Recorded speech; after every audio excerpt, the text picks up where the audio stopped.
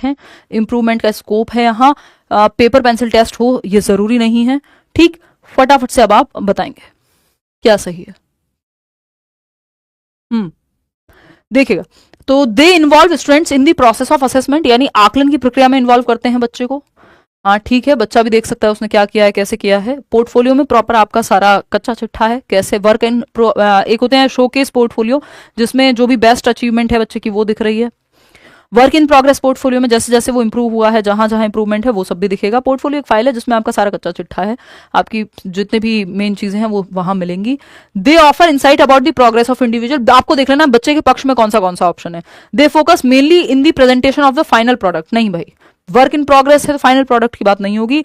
They offer tangible evidence of student learning, कि बच्चे कैसे सीख रहे हैं इसके बारे में ठोस सबूत प्रस्तुत करते हैं। तो ये ABD जो है यहाँ सही हो गया, फोर्थ ऑप्शन। आगे बढ़ेंगे नेक्स्ट क्वेश्चन पे। नेक्स्ट क्वेश्चन क्या है देखिएगा, 31वां सवाल क्या कहना चाहता है आपसे।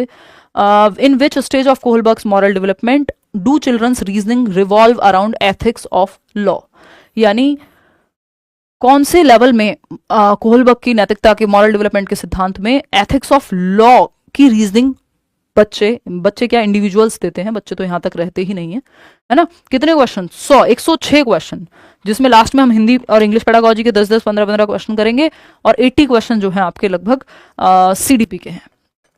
ठीक, मैं थोड़ा जल ग्रहण कर लेती हूँ, फिर आप इतने जवाब दीजिए। और सोना आज नहीं है, जागते रहना है, जागरण है आज।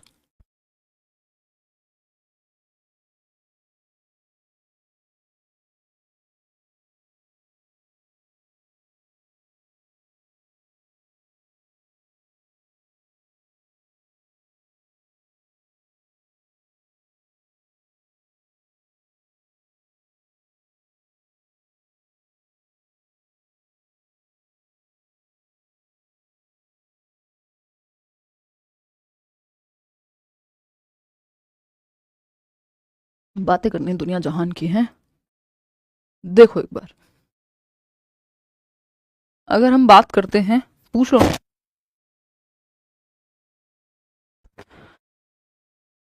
फिर देखो, in which stage of Kohlberg's moral development do children reason their children's reasoning revolve around ethics of law. जब एथिक्स ऑफ लॉ की बात आ गई, नियम कायदे कानून की बात आ गई, तो वो कब, प्री कन्वेंशनल में तो लॉ की पड़ी नहीं है कुछ। हेट्रोनॉमस मॉरलिटी पियाजे की थियोरी में आती है, बात हो रही है कोहलबर्ग की। ऑटोनॉमस मॉरलिटी भी पियाजे की थियोरी में ही आती है, कि जब व्यक्ति ये कहता है कि स्वतंत्र रूप से वो उसकी खुद की स्वायत्त मॉरलिटी है, यहाँ पे डिपेंडेंट है एक्सटर्नल फैक्टर्स पे, हेट्रोनॉमस में। कन्वेंशनल मॉरलिटी यहाँ पे सही है, क्योंकि एथिक्स ऑफ लॉ की बात यहाँ हो रही है कि रीजन क्या है, कि जो लॉज चल रहे हैं उसी के इर्द गिर्द लॉ एंड ऑर्डर ओरिएंटेशन की बात हो रही है, फोर्थ स्टेज।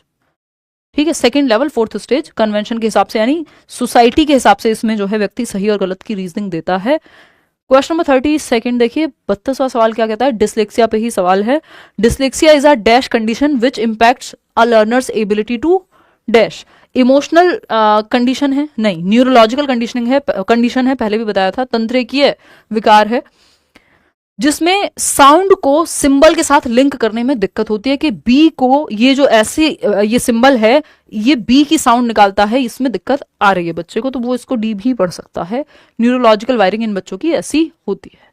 ठीक है ना, तो second option is the right answer. Physiological नहीं है, कोई शारीरिक नहीं है, आपको दिखेगा नहीं, डिसलेक्सिक बच्चे को पहचानना भी मुश्किल हो जाएगा बिना उसकी रीडिंग के आसपास या उसकी नोटबुक उठाए, क्योंकि रीडिंग में गड़बड़ है तो फिर राइटिंग में भी होती है। जैसे ईशान अवस्थी के साथ हो रहा था उस मूवी में तारे जमीन पर में, पता ही नहीं लग पा रहा था, माँ बाप को लग रहा था ये आलसी है इसलिए नहीं सीखना चाहता है एंड ऑल।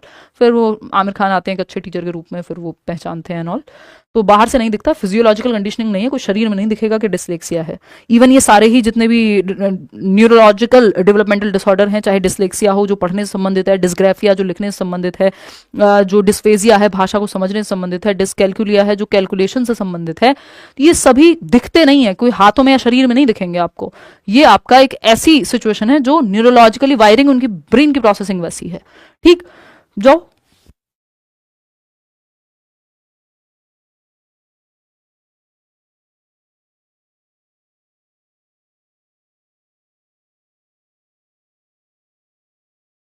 क्वेश्चन नंबर 33 देख लेते हैं। निशा चली गई है अपने घर, राहुल आ चुके हैं पवेलियन में।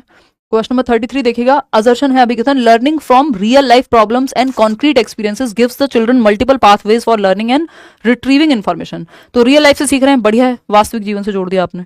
रीजन क्या है, development is relatively orderly and sequential, ये बात भी सही है, लेकिन ये बात इस बात के बारे में कोई भी बात नहीं बता रही है, यानी कि विकास एक क्या है, एक सीक्वेंस में चलने वाली प्रक्रिया है।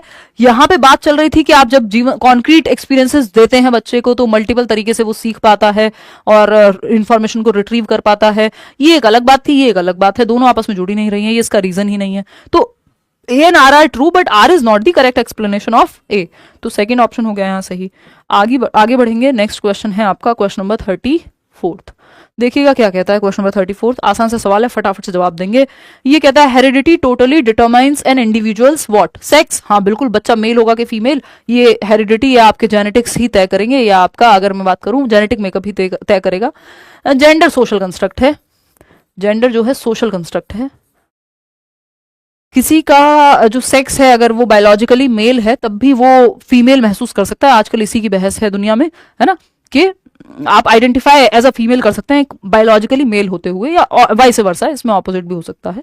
तो ये कहना तो यहाँ पे गलत हो जाएगा कि जेंडर कोई हेरिडिटी से निर्धारित हो रहा है, नहीं, ये सोशल कंस्ट्रक्ट है, समाज ने बनाया है। एकेडमिक सक्सेस, ये भी आपके बहुत सारे फैक्टर पे, एनवायरनमेंट में आपको कैसी एजुकेशन मिली, कैसा माहौल मिला, बहुत सारी चीजें हैं, ये कोई हेरिडिटी से फिक्स नहीं हो रहा। इवन हेरिडिटी में अगर क्षमता हो भी और सही माहौल ना मिले तो जरूरी नहीं आप बहुत एकेडमिकली बहुत अच्छा करें स्कूल में।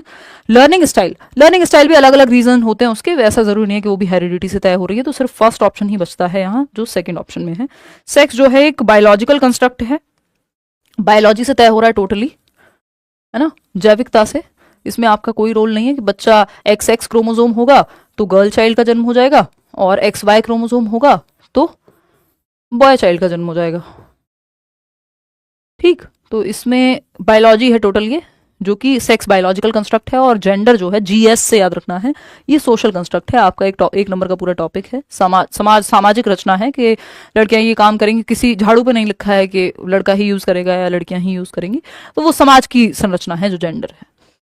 तो फर्स्ट ऑप्शन ही यहाँ उस हिसाब से देखा जाए तो सही है। एक क्वेश्चन इसके अराउंड बहुत आता है हर बार, तो आप ध्यान रखेंगे, मतलब हर बार आता ही है। क्वेश्चन नंबर 35 देखिएगा, असर्शन है teachers should constantly reflect on their own stereotypes and biases, यानी टीचर्स के भी अपने कुछ रूढ़िबद्धताएं हो सकती हैं, वो किसी समाज के किसी वर्ग को लेके, किसी भाषा को लेके, किसी जाति को लेके, संप्रदाय को लेकर के, किसी भी चीज को लेके, मेल फीमेल जेंडर को लेकर के उनके अंदर भी रूढ़िबद्धताएं हो सकती हैं जो उन्होंने बचपन से देखा है और उनके दिमाग में भी वो सेट हो गई हैं, टाइप हो गई है, तभी स्टीरियोटाइप कहते हैं कि ब्रेन में वो रूढ़िबद्ध हो गए, प्री कंसीव्ड नोशन है, वो साइंटिफिक है, लॉजिकल है नहीं, बट वो दिमाग में सेट हो गए हैं।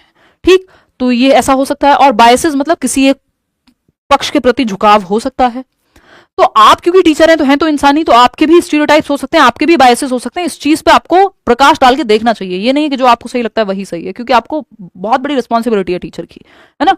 तो ये नहीं है कि आप किसी पॉलिटिकल पार्टी को सपोर्ट करते हैं, आप क्लास में वही भाषण पेलने में लगे हुए हैं, है ना, सबको भाषण पेल दिया आपने, के मतलब ज्ञान दे दिया आपने कि ये वाली पार्टी बढ़िया और ये वाला ये खराब और ये और वो। भाई आप टीचर हैं, आपकी बहुत बड़ी जिम्मेदारी है, आप ये नहीं कह सकते ये, या किसी आपने एक वर्ग को कुछ भी कह दिया कि SC ST OBC जनरल, जो भी आपकी जो भी प्रेफरेंस है, आपका जो भी बायस है वो आप नहीं बोल सकते, क्योंकि आपके लिए सारे बच्चे बराबर है और आपको सबको साथ लेकर के चलना है। कुछ भी अपने मन के भड़ास नहीं निकालनी है आपको क्लास में, है ना। वो बायसनेस या स्टीरियोटाइप तो नहीं है, वो भड़ास तब काम आएगी जब वो स्टीरियोटाइप को ब्रेक करने की बात कर रही हो।